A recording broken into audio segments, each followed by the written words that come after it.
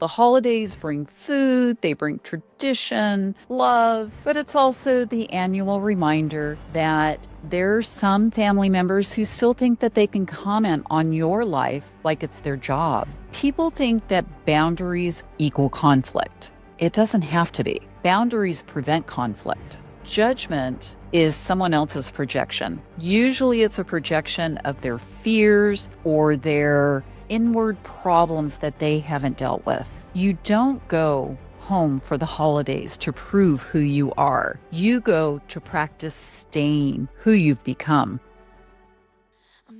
Welcome to Done Pretending, the podcast where healing meets authentic living.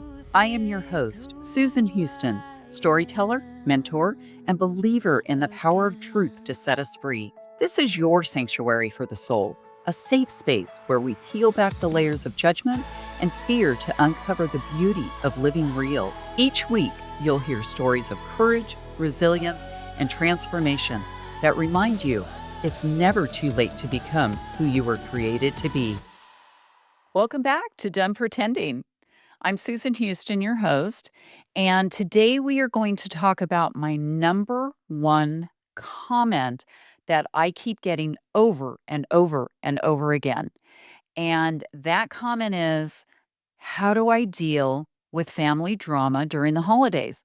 How do I navigate these family gatherings and survive without falling back into my old selves?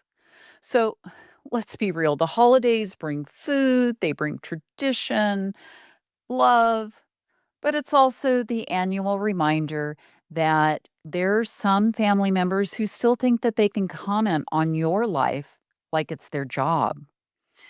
So, today we're going to break down why family judgment hits so hard and how your brain gets hijacked, and science based strategies that are going to help you stay calm. They're going to help you stay grounded and in power, even when someone tries to take you back to your 17-year-old self. So, why do family triggers run so deep, more than any other triggers? And that's because our brain, our core neural pathways, are built during the formation of our brain, the early years of our life. They're old and they're fast and they're sticky. So these holiday gatherings will activate your default mode. They are going to take you right back to where you were many, many years ago before you became the person that you are today. That part of your brain will retrieve those old files, and then mirror neurons will fire rapidly around familiar people. It happens naturally to all of us, and especially around people who've shaped your emotional blueprint. When your aunt makes a snarky comment, you are not overreacting. Your nervous system is responding to 20 plus 30, 40, 50 years of a backstory. So you cannot change your triggers unless you understand them. So let's dive into understanding them a little bit. You have to have awareness of what's triggering you. So there's a pre event conditioning that you can do. It's kind of like practicing for a speech. You cannot walk into a family dynamic like that cold. That's a rookie level mistake. First of all, practice, practice, practice. You have to visualize. Do a visualization rehearsal. This has been proven in sports and trauma therapy. Close your eyes and imagine the room, the people, the smells. Think about comments that you've heard in the past and think about what you are expecting them to say to you this time. But also visualize how you're responding calmly, confidently. This rewires your predictive coding. Your brain loves rehearsal. Your brain will reduce the threat. And you can Also, state before story rule. What does that mean? That means that before entering the house, roll your shoulders back, unclench your jaw, like we all do, lengthen your posture, and this signals safety to your nervous system. You know, there's an old move, kind of the Wonder Woman power move. It doesn't hurt to do that before you leave your house either. And you hold that for 30 seconds to a minute. All of this is going to calm your nervous system. And then I want you to create a self identity anchor. And it can be a phrase like, I choose peace, or I am not their old version of me. It can also be an object like a ring or a bracelet, and you can have it on and just touch it just as a reminder to return to self. Someone told me of an old trick where, the headbands, or you can even use a rubber band and you put it on your wrist. And when you start to go to that dark place, you snap it. If you start to have thoughts that you don't want to have anymore, you snap it. And what that does is it reawakens your brain and it kind of will shock you back into your true self. So you also need to create boundary lines, but they need to be kind and strong. They need to be unshakable. People think that boundaries equal conflict. It doesn't have to be. Boundaries prevent conflict. So, there are some neuroscience based boundary strategies that you can employ. The redirect with authority line. You know, I'm not available for that topic, but thanks for checking in. Let's say your aunt says, Hey, have you gotten your master's degree yet? No, I haven't. And, I'm not really wanting to discuss that right now. Thanks for asking, though. And just walk away. If you stay calm, your brain or their brain will get no reward for poking at you. Don't give them that power. There's also the one sentence rule: no justifying, no monologues, no explaining yourself to convince them. The more that you explain, the more you leak your power and you look weak. And that fuels their fire. So don't give them the power. Just say one sentence and then either redirect them into something else like, Hey, I heard you went on a trip. Tell me about the trip, because they love to talk about themselves. Or just walk away. Just say, I need to go help Aunt Dee Dee in the kitchen with the mashed potatoes. Another strategy is the social contract reset. If we're talking, it needs to stay respectful. And you can actually tell your family member this. Say, I would love to talk to you. I am open to it, but I am not going to be judged or talked at. Short, strong, adult to adult. If they can't respect that, walk away. So, strategy number 3: avoid judgment spirals.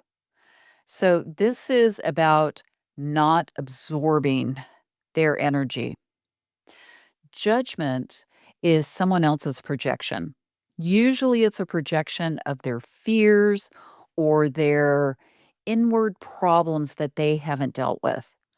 Your brain doesn't know that unless you tell it. So, here's some basic tools that you can use: cognitive diffusion, which is called the ACT theory. When someone judges you, say internally, so say this silently. Ah, that's a thought that they have. It is not truth. So this will separate the impact from your identity. Okay. This second one I've actually used. It's called the glass shield technique. And what you're going to do is you are going to imagine when you walk up to that person that you know is going to poke you like a bear, right?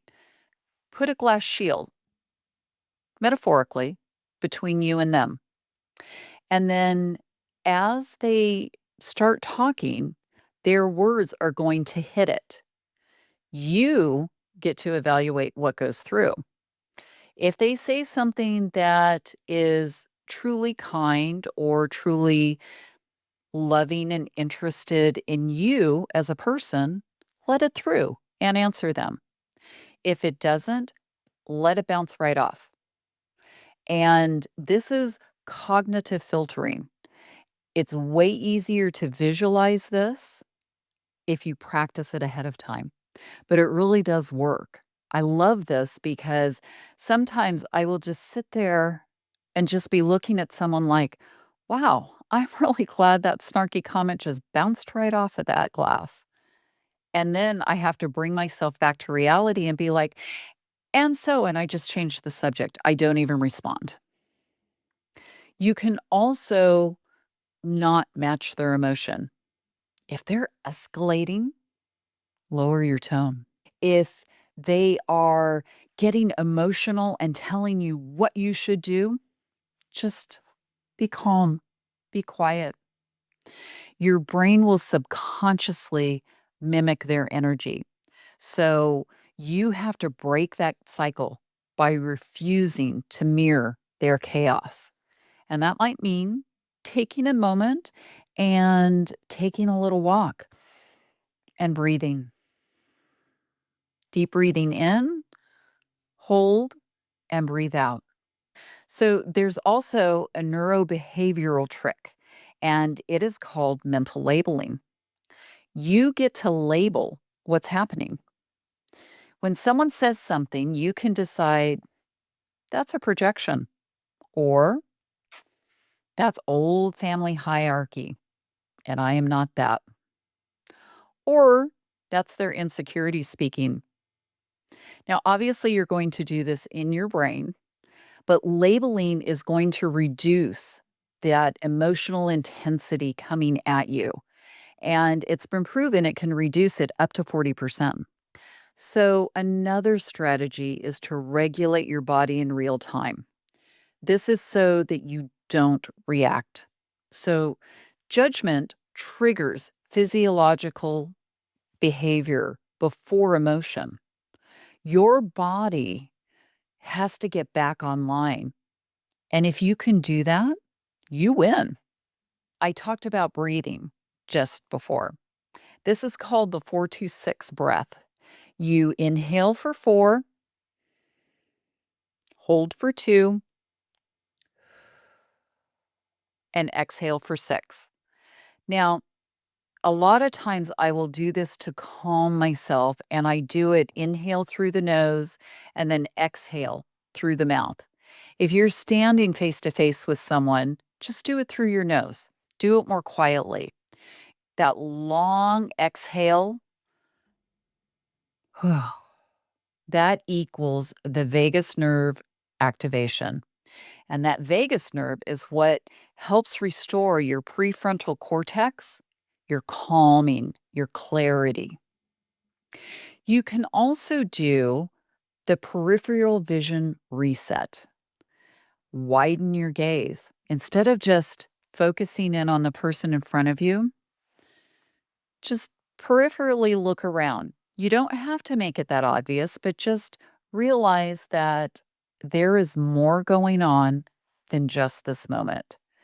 And what that's going to do is that's going to signal safety to your amygdala, the other part of your brain that will create calm, because it's going to realize that this threat that's coming at you is not the whole area around you. And your brain is going to realize that you can escape to other parts of this area and you'll be just fine. I'm sure some of you have heard about physical grounding. This is really important. And I have to be honest, I never used to believe in all of the grounding and the energy. And since I have been working on this over the last year, I am hooked. I have physically felt it. It has helped my anxiety, my nervousness, my vision. I have so much more clarity. And I'm also pushing all the negativity away from me. So, to do your physical grounding, if you're sitting or standing, you can do it either one. Press your feet into the floor. Feel your weight. What that is going to do is it's immediate, it's simple, and it's effective. It's going to bring the strength of the ground, the positive neurons throughout your body. And then the cold on the wrist trick. If you don't have something that you can put on your wrist to snap, like a hairband or a rubber band, or you think that's a little bit too obvious, the drink that you're holding in your hand, just turn your wrist over like you're resting it on your wrist, especially if it's cold. You let it sink into your wrist. The cold exposure interrupts the stress loop. Very simple, very non loud. It will be just a very subtle action, and it is going to help you reset your nervous system. So let's go over those again. Breathing, the 4-2-6 breath, doing the peripheral vision look around what's around you, realize that the whole world is not right at this person in front of you. There's other things going on. Physical grounding, which is pressing your feet into the floor, putting your full weight into the floor. Ideally, if you can do this without your shoes on, maybe you're lucky and you've got the aunt who likes to have you take off your shoes at the front door. That's all good. So take advantage of that and really feel the strength from the ground. And then putting your cold drink on your wrist. Now, there's another strategy because there's always one person who's going to cross the line. They will say something that is very inappropriate. Everyone around them kind of cringes when they do it.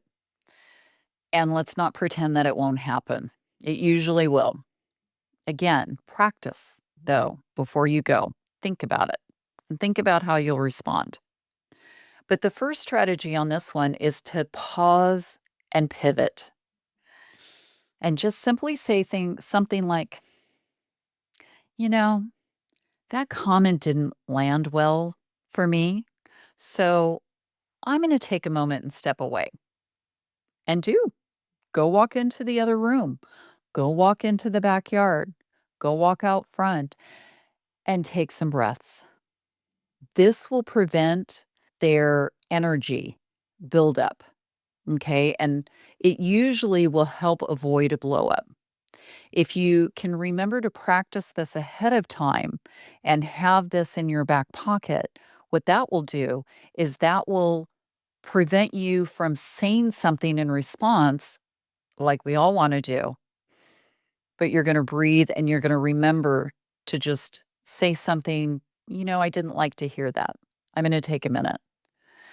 You can also mirror back whatever they said without emotion and say, so, what I'm hearing is you're concerned that I've decided not to get my master's degree, or you're concerned because I don't have a girlfriend or a boyfriend, or you're concerned because my job isn't paying the six figures that you think I need to be making.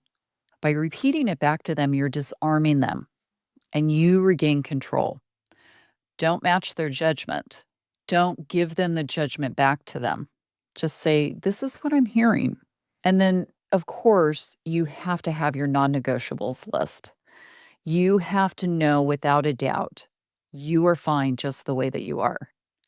Create 3 of these before the event. 1, I won't explain myself.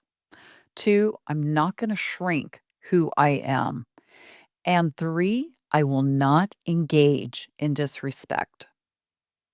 If someone crosses that line, you enforce a boundary. Say, no, I don't like really hearing that. So I'm going to step outside and turn around and walk away. Take your power back. Now, the post event debrief, this is something that I recommend we all do because there's the pre event, right? Getting stronger. Now you've gone through the event, but I want you to do a debrief with yourself in your journal after the event. This is where your growth is really going to happen. And this is true for teams too.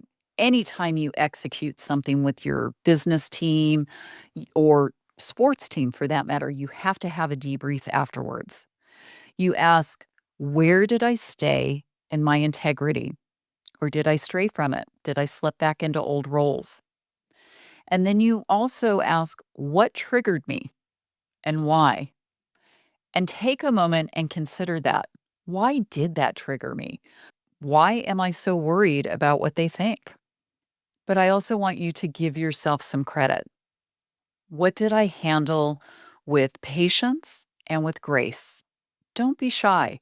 You probably handled more than you realize. Give yourself credit for that. And then, what do I want to practice for next year?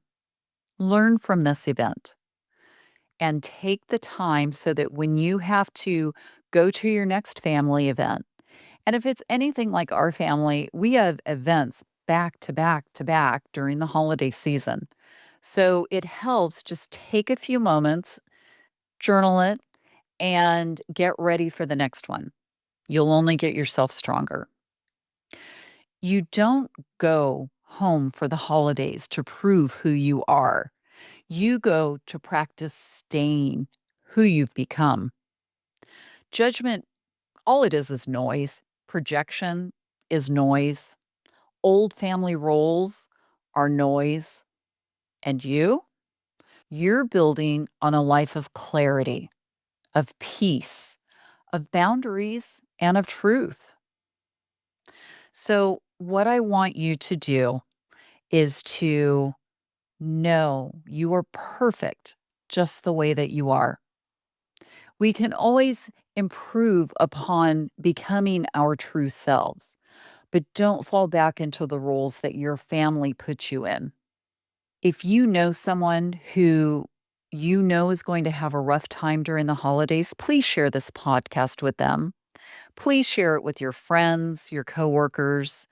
This is a podcast that I suspect is going to be one that we will listen to over and over throughout the years. And as I find out new information and new strategies, I will be the first to share them with you. I also really want to invite you to join my school group, SKOOL. The link will be in the show notes. This is a community group that is going to house all of my podcasts, which you can listen to anytime. It will house all kinds of downloadable worksheets or strategies. I will create a strategy sheet for this one as well. And just so if you want to carry that with you or keep it on your phone before you walk into that family member's house, just do a quick read over it, just to set yourself, relax into who you are.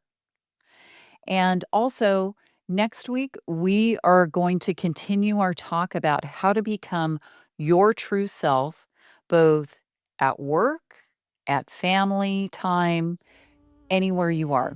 Thank you for listening. Thank you for joining me on Done Pretending, where healing meets authentic living. If today's conversation moved you, share this episode with someone who needs to hear it. And if you haven't yet, be sure to follow the show and leave a review. Your words help this message reach more hearts around the world. Remember, you are seen, you are loved, and your story has the power to set others free.